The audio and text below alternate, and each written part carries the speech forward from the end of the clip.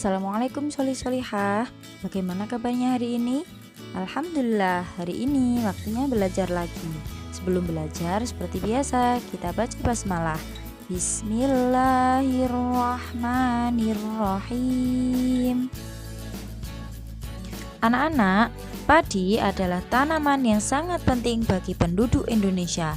Padi menghasilkan beras. Sebagian besar penduduk Indonesia menjadikan beras sebagai makanan pokok. Tumbuhan padi dapat tumbuh di Indonesia dengan subur. Tumbuhan padi tumbuh di tempat panas dengan curah hujan yang tinggi. Daerah penghasil padi di Indonesia diantaranya adalah Sumatera Utara, Jawa Barat, Jawa Tengah, dan Jawa Timur. Karawang, Jawa Barat dikenal sebagai lumbung padi nasional. Anak-anak, marilah kita mempelajari budidaya tanaman padi. Anak-anak, tahukah kalian pertumbuhan padi dibagi menjadi 3 tahap besar?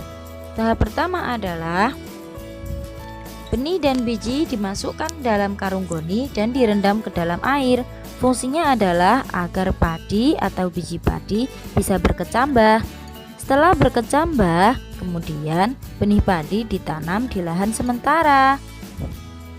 Setelah biji padi mulai tumbuh, maka selanjutnya yang dilakukan adalah benih padi tadi dipindah tanamkan ke lahan sawah. Penanaman padi di sawah umumnya ditanam dengan jarak teratur. Jarak tanam yang biasa dilakukan di Pulau Jawa adalah sekitar 20 cm.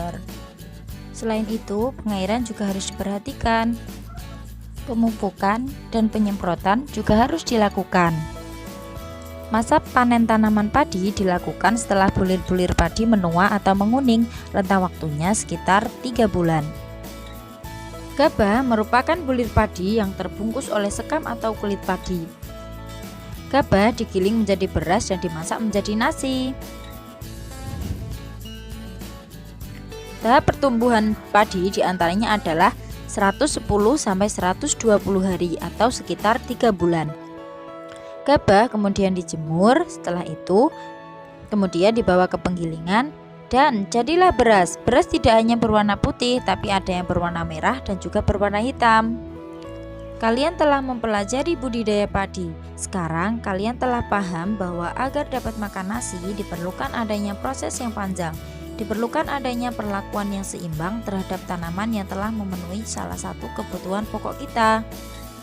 Bagaimana kita harus memperlakukan tanaman bermanfaat tersebut agar kebutuhan kita selalu terpenuhi? Cara merawat dan mempertahankan padi. Yang pertama adalah menjaga ketersediaan bibit agar dapat ditanam kembali. Kemudian menjaga lahan pertanian agar tidak digunakan untuk keperluan lain, misalnya dijadikan untuk mendirikan bangunan.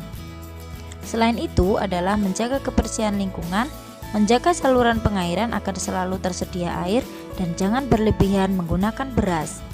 Penggunaan beras harus sesuai dengan kebutuhan ya. Kenampakan alam dan pemanfaatannya. Kalian simak 3 gambar berikut ini.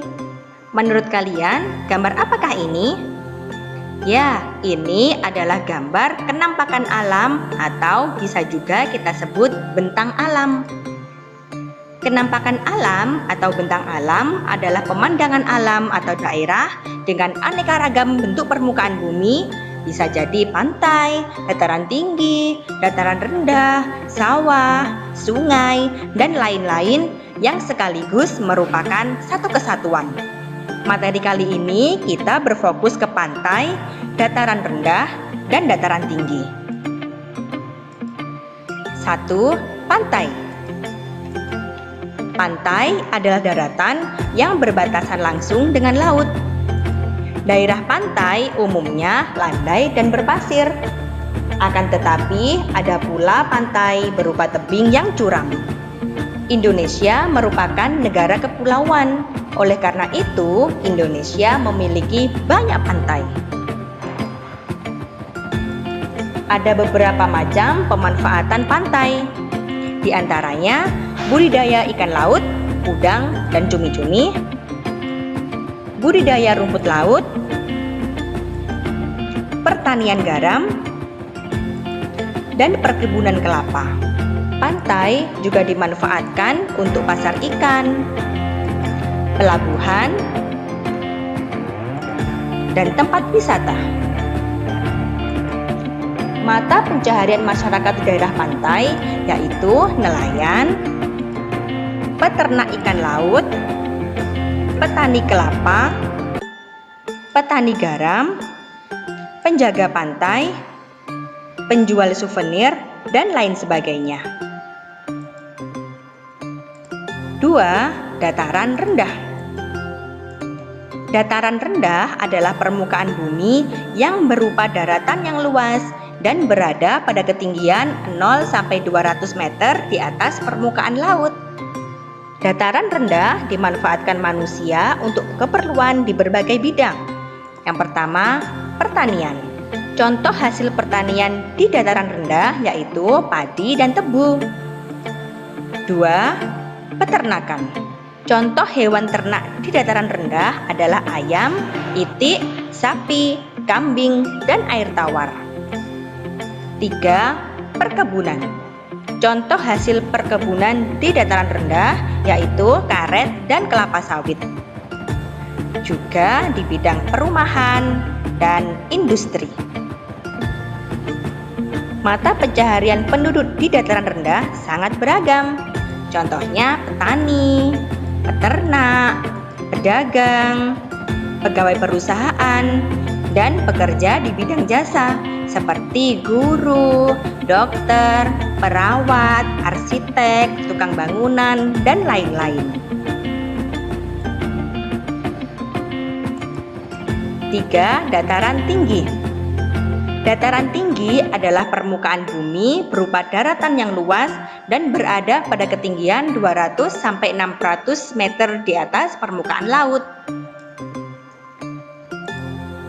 Berikut pemanfaatan dataran tinggi. 1. Perkebunan. Contoh perkebunan di dataran tinggi adalah teh, kopi, dan kina. 2. Pertanian. Di daerah dataran tinggi yang dibudidayakan biasanya adalah sayur-sayuran. Yang ketiga, peternakan sapi perah. Udara di sekitar dataran tinggi terasa sejuk dan dingin, sehingga sering dimanfaatkan di sektor pariwisata. Mata pencaharian masyarakat di dataran tinggi adalah sektor pariwisata, pekerja perkebunan, petani, peternak, dan lain sebagainya. Sekarang kalian tahu bahwa kenampakan alam dan sumber dayanya sangat bermanfaat untuk kehidupan kita. Oleh karena itu, kita memiliki hak dan kewajiban dalam memanfaatkan sumber daya alam. Hari ini kita berfokus pada hak dan kewajiban dalam memanfaatkan tumbuhan.